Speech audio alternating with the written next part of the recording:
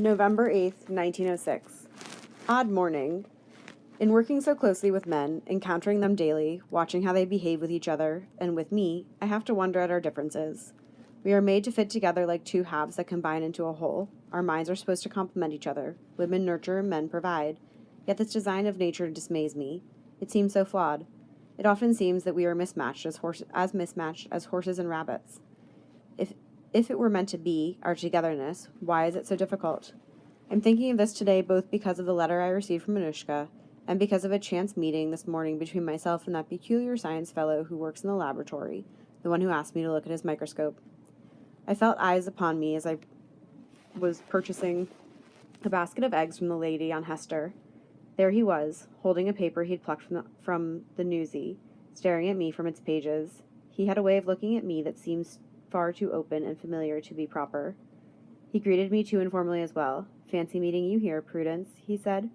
His steady gaze made my stomach hurt, but I nodded politely. "I live on Essex," he said. "I live alone." The implication of that frightened me. I started to walk away when he stopped me. "Hey, you weren't the only one who applied for the job as Mr. Soper's assistant. My friend did too, and he should have gotten it. He's like me, a science fellow."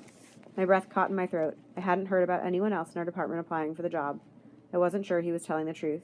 The boy went on. "Mr. Soper gave it to you because he likes to be around pretty girls." I felt as if he insulted me with his feeble attempt to flatter me. I turned his face to face this wicked boy fully and asked, "Can your friend type 40 words per minute, write in a neat hand under pressure, and dig into a septic field?" He burst out laughing. I quickly turned and hurried away from him. I don't think I've ever experienced a young man's attention like that, the way he seemed to look right through me. And I believe he used that lie about the other science fellow just to inflame me. Poor Anushka. She isn't properly prepared to conduct herself around fellers either, it seems. She writes that her friend Ida has confessed that she too loves this Randall person, but didn't tell Anushka for fear it would ruin their friendship. I ask, is this new friend even worth keeping? Apparently, Ida did know of Anushka's feelings before she announced hers, but she still loves him anyway and cannot keep it inside. I think if they are both truly in love with the same boy, they should bring the dilemma to Randall himself. Let the feelings come to a boil, push them to the outer limit of expression, pour the salt into the wound, a painful but rapid solution. In the end, anyway, he will be the one to choose between the two young ladies. Besides, I'm not so sure fellers are worth all the suffering. I'm really not sure at all. November 11th, 1906. I've been working in the office past 7 p.m., typing out my copious notes to make them clear for Mr. Soper to read each morning. In each chart, we have food separations: dairy, meats, vegetables, fruits, and baked goods, and fried food, boiled, frozen, and who ate what and when. One item keeps cross-referencing, fitting into dairy, fruit, and frozen, and evening meals, snacks, and even breakfast. I notice it keeps appearing more frequently than the others. I noted times and dates, and it seems that everyone in the family, without exception, ate peach ice cream sometime within the week preceding their illness. I showed Mr. Soper the charts on how popular peach ice cream was at the Thompsons, and such a pleased light shone from his eyes, it took my breath away. It makes me smile to think of it now. He says we will follow up with this lead next week. Sometimes I have the most unusual feeling at the office, a forgetting of myself that happens when I am deep into the work of transcribing notes. I feel as if I am no longer me, but rather a part of a larger thing, a giant machine with many components that functions perfectly, a machine of knowledge, one that moves our lives forward in important ways. It's those times when I'm furthering our work that I'm happiest. Marm, however, seems to be in low spirits. I worry she's becoming lonely without me around so often. I've arrived at the apartment after normal hours, thinking it's empty. The front room where I write beside the window and sleep by the stove and where we keep our kitchen and bathing things is quiet and untouched. And the little back room where Marm sleeps is darkened. Evenings, when we were both home, we usually sit at our wooden table, boiling rose tea in which to dip the day-old bread that complements a warm, fragrant spread of salted schmaltz, sharing our borrowed newspaper or occasional magazine by gaslight. Nights when I'm late, there have been no cooking smells wafting through the rooms, and I find Marm asleep in the dark back room. She stirs when she hears me, and when she comes out, I see her eyes puffy and red, and her hair loose. Her natural beauty seems blunted then, the pretty pink of her lips and cheeks faded. It shakes me, seeing her like that, and I ask if anything is bothering her, but she claims not, and bustles about, lighting the stove and warming the chicken fat and the bread. She feeds me and asks me lots of questions about my work.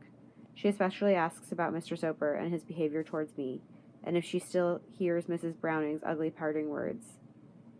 I tell her Mr. Soper has more concern for the sewage system than for the female species. I talk about our case. Tonight I describe the very possible breakthrough we may have, thanks to the clue of the peach ice cream. The more I spoke to her, the more she relaxed and smiled and seemed even satisfied we had made the right decision. I worry my work will take me too far away from my home life, like those characters in the novel I've been reading, The Jungle by Mr. Sinclair. It's a terrifying story, yet it feels true. The Lithuanian immigrants remind me very much of my more troubled neighbors. Too many overworked foreigners living on top of each other, sharing customs and the stink of boiled cabbage in the hallways. How lucky Marm and I are to have our own little cubby of an apartment to ourselves. I don't envy the difficulty my neighbors experience when they come to a new country where they don't speak the language and don't know how the customs and sometimes have to hide their religion. We all seem to be from somewhere else, except, of course, the Indians, and in their exotic dress and features, they appear the most foreign of all to me. I feel like things are changing for me and Marm, the way the light does through the seasons, rays becoming whiter in the winter, thinning out, separating. We don't have enough time together anymore, though we have more money because of my job. We haven't had any outings at all. I wish I could be more for Marm, do more for her. I think she's getting older and more tired. I must make an effort to spend time with her, if I can. November 14th, 1906. I'm not sure how it happened, but it appears that this strange science fellow has found himself seriously interested in me, though I can't say I returned the feelings. He has waited after work to walk me home twice this week, to my great embarrassment.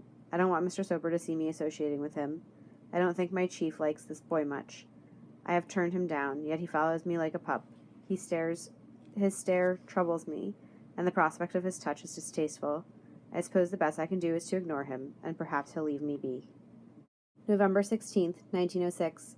It turns out there was a cook who worked for the family back in August that none of the Thompson household had thought to mention. When we asked specifically about the peach ice cream, they all remember this woman as the one who made it. Mrs. Thompson went over her housekeeping records for us and came across the woman's information.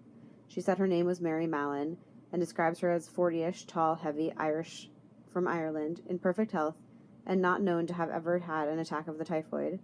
She was not a person of many words. Apparently, she kept to herself, quietly cooking adequate meals and retiring to her room when the job was done. She did not stand out in anyone's mind, except for the ice cream, and left after 3 weeks, just after the illness hit. Mr. Soper thinks this cook Mary may very well be the key to our case.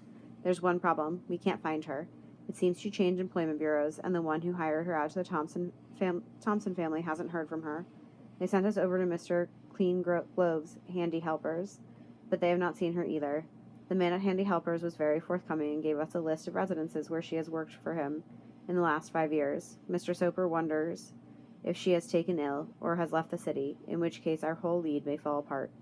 He says Monday we will begin with a concerted search for this woman, physically traveling house to house until we find her. The cook has no record of the typhoid, nor any significant illness, so I'm not sure I understand exactly what Mr. Soper suspects. Why Mr. Soper suspects she is at the heart of our case. Usually typhoid is carried by a person who suffers from the disease. If this woman didn't become ill at the Thompsons and never contracted the fever, I don't follow Mr. Soper's line of thought. I fear we may be traversing down another dead end.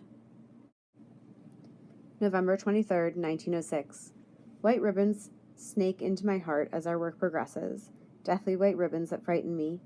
We started off the search for Mary Mallon with the only information available to us, the record of families who the cook worked for over the last 5 years. We took upon ourselves the task of visiting every household on the list. Mr. Soper wanted to know if they remembered the cook, and if they knew anything about her past or her present whereabouts. I feared a blind search that would yield nothing. Who would remember a cook from 5 years past? And why would they keep track of her? And how would we explain our purpose in looking for a woman who's never been sick, but who supposedly carries disease? But Mr. Soper's instincts were right. At the first house, a surly maidservant answered, and my chief introduced himself and explained that we were looking for we were from the Department of Health and Sanitation, and were looking for one Mary Mallon. The girl's face shuddered completely, and she said she didn't know anything about the cook. It happened to us more than once this week. I think there is some code of silence among these servants. The moment they sense trouble, their entire countenance snaps shut like an irritated clam. Once their masters are retrieved, the true story arises. Her lady came down the stairs, and when we put to her the same inquiry, her eyes brightened. "Why, of course, Mary Mallon," she exclaimed. "She was such a darling help when the children were ill." She turned to her maid and said, "You remember, Sally, you were ill too, and Mary nursed you to health." Mr. Soper asked, "What illness?" The lady answered, "Why, the typhoid fever. It came not long after Mary, maybe 2 or 3 weeks later, I guess. It was late fall of that year, and as cold outside as a chicken's beak. She stayed with us for about 6 months, till the spring of 1903, when we moved here. For an Irish girl, she was quite the angel. The children loved her." I could see Mr. Soper pale. He asked how many in the household had fallen ill, and she counted on her fingers. Her 2 children, the maid, and the laundress. "Did they all recover?" he asked. "Why, yes," she said. He asked if the lady knew of Mary's present whereabouts, but she did not. She mentioned another employment bureau that placed the cook in her next job. She asked if we needed a recommendation for Mary's services, which she'd be happy to provide. Mr. Soper politely declined. We bid the woman good day and left. Riding the elevated train to the next family on our list, I think we were both too surprised to say anything. It felt as if Mr. Soper's idea had been proven. Not a good feeling, quite terrible in fact. For if this woman has been carrying around the disease, we don't know where she is. And even a bigger question stands. How is she able to carry typhoid if she's never had typhoid? We reached the next home, where the lady remembered Mary and the sickness. There, a girl of 18 had died from the fever. The sadness of that muted me, a girl nearly my age succumbing. The following day we continued down the list, and each time, yes, they caught the fever, and the cook nursed them, or left shortly thereafter. Of the 9 households we visited last week, 6 suffered from the typhoid fever during the time Mary cooked for them. At the other 3 homes, no one answered our call. All totaled, 27 ill, 1 dead, and these are only the families we know about. By the end of the week, Mr. Soper appeared struck as if hit by a physical blow. It was quite obviously painful for him to have his revolutionary idea confirmed. I could think of no way to console him, nor could I ease my own heartsickness. Once we spoke to the last family, and my chief sat me down in our office and explained the new scientific theory that was fueling our search. Dr. Koch, a scientist in Germany, has put forth this idea, that a healthy person can carry disease inside himself without suffering from it, and can transmit this disease without knowing it, the so-called healthy carrier. This is a theory I simply cannot understand. If it's true, then how did Mary get the disease inside her in the first place? Why doesn't she become ill herself? How come the sickness doesn't go away like it normally would once it has run its course? This news, the trail of fevered and dead, has left me sore inside, and deeply sad. The challenge ahead of us is to find the elusive cook and test her for typhoid germ. By examining her body fluids, Mr. Soper has charged me with telephoning all of the employment bureaus in the city next week, not giving up until I find her.